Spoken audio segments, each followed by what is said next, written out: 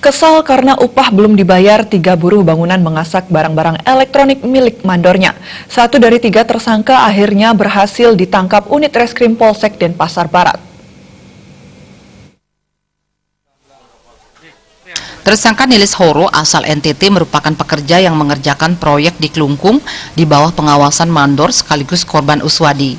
Dengan alasan upah belum dibayarkan, 3 pekerja Nilis Horo dan 2 tersangka yang masih dikejar polisi yakni AG dan TM nekat mencuri sebuah lemari es, 1 speaker aktif TV dan DVD di kos korban di Jalan Bung Tomo, Ubung, Denpasar. Semua hasil curian tersebut diangkut menggunakan sebuah mobil pickup dan dibawa ke tempat kos salah satu tersangka. Para tersangka leluasa menggasak barang elektronik karena pada saat itu korban mudik ke kampung halamannya di Jawa.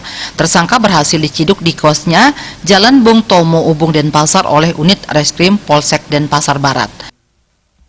Nah, setelah mereka selesai bekerja, karena berbenturan dengan waktu mudik, Pak Uswadinya udah pulang ke Banyuwangi.